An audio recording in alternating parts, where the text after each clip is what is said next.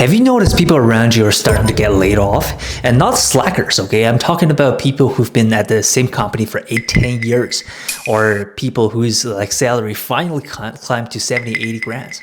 And all of a sudden, it's gone. Because the stuff they were doing every day, an AI tool at $29 a month does it all. And here's part that is really stings. Even if you don't get laid off, you're still facing a brutal reality that almost half of every dollar you earn never actually reaches you. CPP takes a chunk, EI takes a chunk. Federal tax, provincial tax, and the time your paycheck hits your bank account, you're basically working for the CIA for the whole year. And last year when I filed my taxes, I genuinely started laughing. Like, what is this, right? So here's what I want you to think about. Why do people seem to work less or more, pay way less in taxes, and still somehow have time to travel? This video is going to tell you exactly why, and I'm going to give you a plan, something that you can actually start tomorrow. And at the end of this video, I'll tell you about the tax trap tons of people are falling into right now in the AI era, and they don't even know about. Part number 1, the most valuable things has shifted. Okay, so let's talk about AI for a second. I'm not here to get technical. I just want to walk you through some of the simple ideas. In the past, you get paid because you had a skill someone else didn't have. And now, AI just demolished that barrier. And sometimes they used to take a graphic design like 3 days, like Midjourney does it in 3 minutes. Like a piece of content that took copyright a full week, that ChatGPT drafts in an hour. Or a financial report that took an accountant like a whole day, AI has it already before lunch. So the jobs that were purely about executions, those are disappearing really fast. But here is what AI cannot replace: your ability to make judgment calls in a specific domain and your ability to make people trust you. These two things, judgment and trust, that's what's actually worth the money right now. And here's a question I really want you to sit with. Your employer is currently buying your judgment, your expertise, your years of experience, but they are buying it at a fixed rate, 1 hour for $1. And what if that judgment worked for you instead? Part number 2, why are you selling your skills just for one person? Let me tell you about someone that I know of. He worked at an IT company, made around 80, 90 grand a year. Now after taxes, he took home maybe 60. And one day he realized something.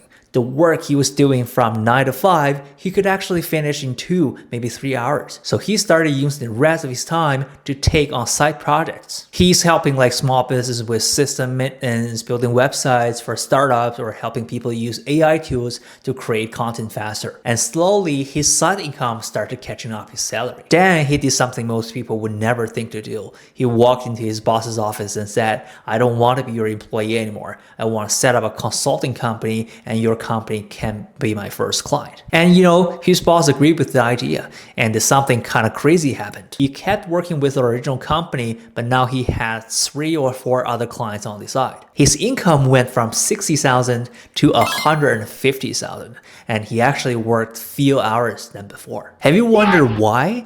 Because he stopped trading 1 hour for one paycheck, and he was now using same skill to create value for multiple people at the same time. So I call this earning twice for the same effort. So one block of time, active income, and he's building a client base, a personal brand, a business with real value. So 20 years of working at a job, when you retire, you work out a CPP and that's it. And 20 years of building your own consulting business, you walk out with a client, a reputation, and a company you can actually sell. And here's something that most people don't know, okay? In Canada, there's a policy called lifetime capital gains exemption. When you sell a qualified small business in Canada, the first $1 million of gains is completely tax-free. $1 million, okay? $1 million, that's tax-free. Do you get that by working a job your whole life? You don't. Part number 3, incorporating is not just for rich people. A lot of people, when they hear starting a company, they immediately think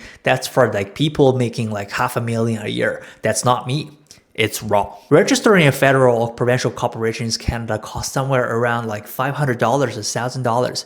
And once you have that company, you can start paying yourself dividends instead of a salary. And what's the difference between a salary and a dividend?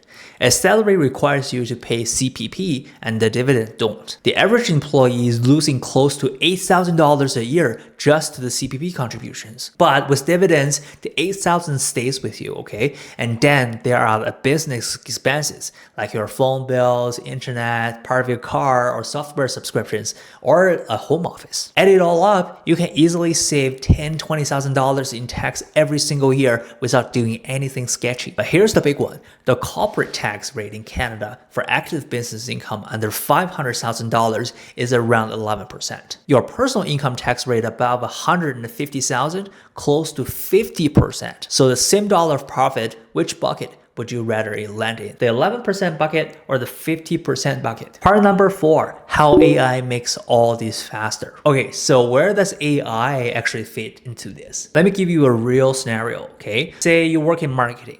You write emails, build reports, analyzing campaigns data, right? Before AI, the capacity was capped and one person can only do so much. But right now, you can use AI for first drafts, like data summaries, A/B test frameworks, and even like ask copy variations. And you just focus on judgment calls.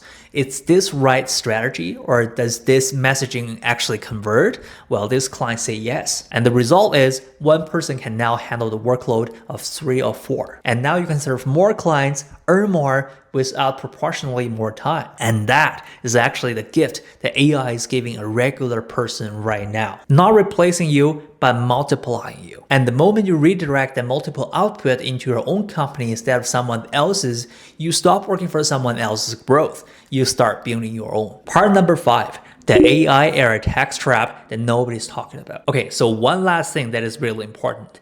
A lot of people have started making money with AI on the side. Like AI generated content or AI assisted translation or like just automating workflows for clients, right? And they are collecting the money directly into their personal bank account. Then they file their taxes and they find out the CRA treats that as business income and fully taxable at their highest marginal rate. So if your salary is already $150,000, your side hustle income could be taxed as close to 50% tax rate.